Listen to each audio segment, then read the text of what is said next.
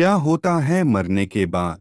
सामान्य व्यक्ति जैसे ही शरीर छोड़ता है, सर्वप्रथम तो उसकी आंखों के सामने गहरा अंधेरा छा जाता है, जहां उसे कुछ भी अनुभव नहीं होता।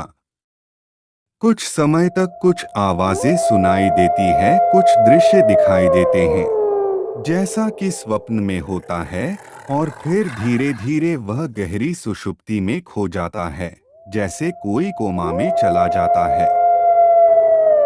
गहरी सुषुप्ति में कुछ लोग अनंतकाल के लिए खो जाते हैं, तो कुछ इस अवस्था में ही किसी दूसरे गर्भ में जन्म ले लेते हैं। प्रकृति उन्हें उनके भाव, विचार और जागरण की अवस्था अनुसार गर्भ उपलब्ध करा देती है। जिसकी जैसी योग्यता वैसा गर्भ, या जिसकी जैसी गति वैसी सुक्ति या दुर्गति। गति का संबंध मति से होता है, सुमति तो सुक्ति। लेकिन यदि व्यक्ति स्मृतिवान, चाहे अच्छा हो या बुरा है, तो सुषुप्ति में जागकर चीजों को समझने का प्रयास करता है।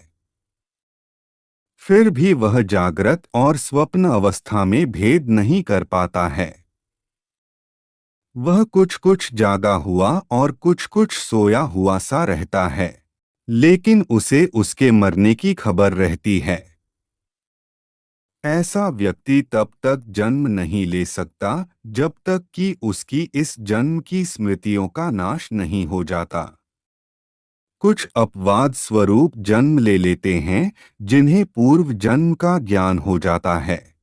लेकिन जो व्यक्ति बहुत ही ज्यादा स्मृतिवान, जागृत या ध्यानी है, उसके लिए दूसरा जन्म लेने में कठिनाइयां खड़ी हो जाता है, क्योंकि प्राकृतिक प्रोसेस अनुसार दूसरे जन्म के लिए बेहोश और स्मृतिहीन रहना जरूरी है। इनमें से कुछ लोग जो सिर्फ स्मृतिवान हैं, वे भूत, प्रेत या पितर योनि में रहते हैं, और जो जागृत हैं, वे कुछ काल तक अच्छे गर्भ की तलाश का इंतजार करते हैं। लेकिन जो सिर्फ ध्यानी है या जिन्होंने गहरा ध्यान किया है, वे अपनी इच्छा अनुसार कहीं भी और कभी भी जन्म लेने के लिए स्वतंत्र हैं। यह प्राथमिक तौर पर किए गए 3 तरह के विभाजन हैं। विभाजन और भी होते हैं, जिनका वेदों में उल्लेख मिलता है। जब हम गति की बात करते हैं, तो 3 तरह की गति होती है: सामान्य गति, सद्गति और दुर्गति।